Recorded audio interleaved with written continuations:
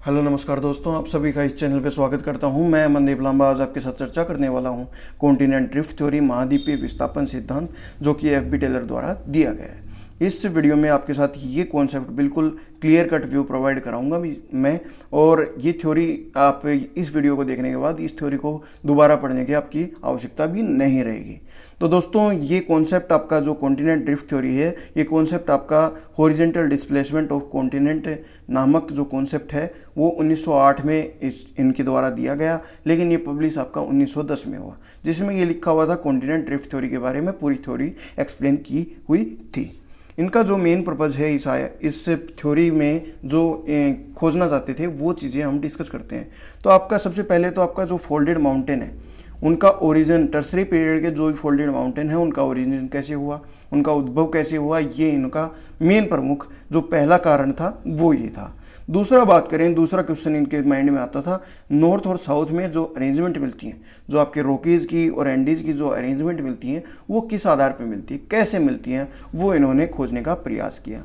फिर वेस्ट और ईस्ट में जो एक्सटेंड मिलता है आपका आल्प्स का, काकेशियस का और हिमालय का, ये कैसे आपका ओरिजिन मिलता है, कैसे एक्सटेंशन मिलता है, इसके बारे में ये तीन क्वेश्चन इनके मेन रहते हैं, जो इस थ्योरी में इनके सबसे इम्पोर्टेंट रहते हैं।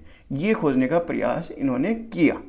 ठीक है, तो ये थ्योरी की बात करते हैं। थ्योरी में फर्स्ट अटेम्प्ट आपका जो कॉन्टिनेंट ड्रिफ्ट के फील्ड में अगर बात करें तो एनातोलियो स्नाइडर के द्वारा दिया गया है। ठीक है, तो स्नाइडर साहब ने सबसे पहले कॉन्टिनेंट ड्रिफ्ट में फील्ड में काम किया। उन्होंने स्नाइडर साहब ने ये एक्सप्लेन किया सिमिलरिटी ऑफ कार्बोनिफेरस कोल, जो आपका कार्बोनिफेरस का काल का जो भी कोयला मिलता है नॉर्थ अमेरिका में और यूरोप में, वो समान कैरेक्टरिस्टिक, इक्वल कैरेक्टरिस्टिक्स, आपकी सभी चीज़ें उसकी मिलती हैं। तो ये कहने का अभिप्राय इनका ये था कि ये दोनों के दोनों कभी ना कभी मिले हुए होंगे। तो सबसे पहले कॉन्टिनेंट ड्रिफ्ट में आपका एनातोलियो स्नाइडर का देखने को मिलता है काम। टेलर महाशय की बात करें तो टेलर महाशय ने क्रिटिशियस पीरियड, आपका क्रिटिशियस पीरियड में इन्होंने स्टार्ट किया फाइंड आउट करना, खोजना। ये आपका जो भी इनका थ्योरी है वो क्रिटिशियस से ओरिजिन देखने को मिलती है। इससे पहले का इनको कुछ नहीं पता, इसके बाद का इनको पता था, जब तक ये 1910 में पब्लिश हुई तब तक का इनको पता था। ठीक है, तो इन्होंने दो लैंडमास माने। एक तो आपका लैंडमास माना लोरेशिया, जो कि आपकी नॉर्थ साइड था। दूसरा आपका लैंडमास माना गोंडवाना लैंड, जो कि आपकी साउथ साइड था। मतलब कि कहने का अभिप्राय ये है कि अगर समझने का प्रयास करें तो लोरेशिया तो आपका नॉर्थ इधर मिलता है, यह आपका इक्वेटर हुआ, और साउथ में आपका गोंडवाना लैंड मिलता है। तो ये दोनों के दोनों आपके यहाँ पर मिलते हैं। अब मूवमेंट की बात करते हैं। इन्होंने अपनी थ्योरी में मूवमेंट कौन कौन सी बताई, तो एक तो आपका इक्वेटर वार्ड मूवमेंट बताई और एक वेस्ट वार्ड मूवमेंट बताई। ये दोनों के दोनों जो मूवमेंट थी ये आपके टाइडल फोर्स ऑफ मून की वजह से थी। तो इन्होंने सबसे महत्वपूर्ण इनका जो भी थ्योरी है वो इर्द गिर्द घूमती है आपके मून के ऊपर। आपके मून का टाइडल फोर्स इनके लिए बहुत अहम है। तो मून का टाइडल फोर्स की बात करें तो सबसे पहले तो इन्होंने इक्वेटर वार्ड मूवमेंट बताई। आप ये इस डायग्राम से समझने का प्रयास कीजिए, ये तो आप समझ पाएंगे अच्छे से। मून की बात करें तो इक्वेटर साइड मूवमेंट हुआ, प्लस आपका वेस्ट वार्ड मूवमेंट भी हुआ। तो इक्वेटर वार्ड मूवमेंट से तो आपका जो भी आपका हिमालय, आपका आल्प्स माउंटेन बने हैं वो इसके द्वारा एक्सप्लेन करने का प्रयास किया, और जो ये वेस्ट वार्ड है इसकी वजह से आपका एंडीज और रॉकीज माउंटेन है वो इन्होंने आपका एक्सप्लेन करने का प्रयास किया। ठीक है, तो ये आपका पूरी रही। टेंशनल फोर्स की बात करते हैं। नॉर्थ पोल में आपके कुछ स्ट्रेचेज मिले, रैप्चर्स मिले लैंडमास में, वो इसी टेंशनल फोर्स जो आपका खिंचाव की वजह से आपके मिलते हैं। तो उनकी बात की इन्होंने। तो बैफिन बे, जो बैफिन बे है, लैब्राडोर सी है या डेविस स्ट्रेट है, आपको मिल जाएंगे। आप अगर मैप में देखेंगे अच्छे से तो आप आराम से ढूंढ पाएंगे उनको। नॉर्थ अमेरिका के ऊपर आपको थोड़े मिल जाएंगे आपकी, ये बैफिन आइलैंड के पास बैफिन बे, ये सभी चीज़ें आपकी लैंडफॉर्म मिल जाएंगी। तो वहाँ पर ये जो भी आपका बना ये आपका टेंशनल फोर्स की वजह से बना ये। ठीक है, फिर आपका जो गोंडवाना लैंड है वो आपका इक्वेटर साइड मूवमेंट हुई तो उसमें कुछ स्प्लिटिंग हुई, उसमें भी कुछ दरारें पड़ी, कुछ उसमें भी डिस्ट्रीब्यूशन हुआ, तो वो उसके वजह से आपके ग्रेट ऑस्ट्रेलियन बाइट है वो, और रोसी, ये आपके ऑस्ट्रेलिया के पास देखने को मिलते हैं। रोसी और ग्रेट ऑस्ट्रेलियन बाइट, ये आप मैप में देख सकते हैं, ये इनके द्वारा बने गोंडवाना लैंड के खिंचाव ऊपर की तरफ स्थानांतरण होने की वजह से। ठीक है, हिमालय और काकेशियस आल्प्स की बात करें तो इक्वेटर वार्ड मूवमेंट की वजह से हुआ, और रॉकीज और एंडीज वेस्ट वार्ड मूवमेंट की वजह से हुआ।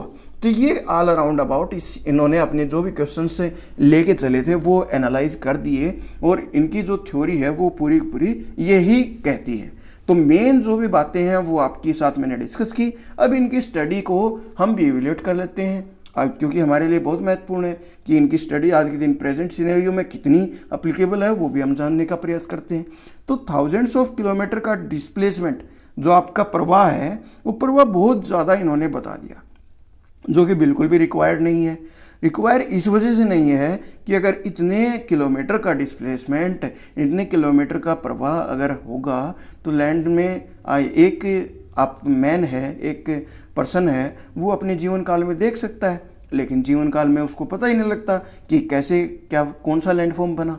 आपको पता है कि हिमालय कब बना? हिमालय देखा था आपने? नहीं देखा ना। तो ये कहने का अभिप्राय ये है कि इनका जो थ्योरी है वो मान्य नहीं है, ये किलोमीटर्स ऑफ डिस्प्लेसमेंट बिल्कुल सरासर गलत है।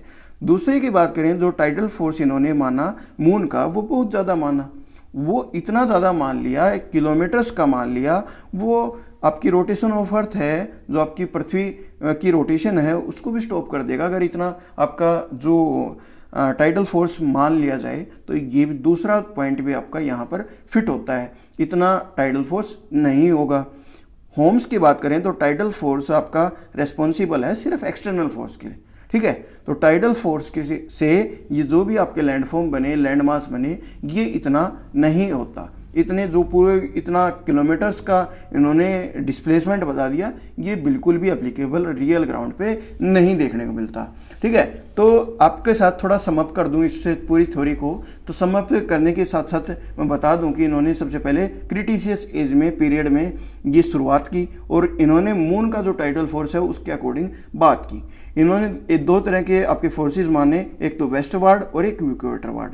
वेस्टवार्ड आपका जो फोर्स है उसकी वजह से आपके जो वेस्टवार्ड की वजह से हिमालय, रॉकीज और एंडीज दोनों के दोनों फॉर्मेशन बनती है। इक्वेटर वार्ड की बात करें तो हिमालय, काकेशियस और आल्प्स दोनों तरह की जो ये आपके माउंटेन है, इनका निर्माण इस वजह से हुआ। तो वेस्टवार्ड की वजह से आपका बना रॉकीज और एंडीज, और इक्वेटर वार्ड की वजह से बना हिमालय, काकेशियस और आल्प्स। तो ये पूरी थ्योरी इन्होंने यही डिस्क्राइब करने के लिए बनाई। तो आपको ये वीडियो कैसी लगी आप ज़रूर बताएं दोस्तों, क्योंकि आपके साथ एक नया एक्सपेरिमेंट, थोड़ा सा मैं नॉलेज शेयर करने का प्रयास कर रहा हूँ। आपको ये मेथड कैसा लग रहा है वो आप ज़रूर बताएं, क्योंकि एक न्यू इंस्ट्रूमेंट के थ्रू ये आप वीडियो बना रहा हूँ। तो आपको ये अच्छा लगा, कैसा लगा वो आप ज़रूर बताएं, और ये इस थ्योरी में जो भी कुछ समझाया मैंने वो आपको कैसा लगा, समझ में आया या नहीं आया वो भी आप बताएं। और नेक्स्ट थ्योरी में हम बात करेंगे वैगनर की जो डिस्प्लेसमेंट थ्योरी है उसके बारे में बात करेंगे। तो आप उसको भी वीडियो को ज़रूर देखें और मेरे साथ बने रहें, चैनल को सब्सक्राइब कर लें, उसके साथ साथ बेल आइकन भी प्रेस कर लें ताकि लॉकडाउन के समय भी आप अच्छे से पढ़ाई कर पाएँ। यही मेरा मकसद है, इसी वजह से वीडियो बना रहा हूँ। धन्यवाद। जय हिंद, जय भारत।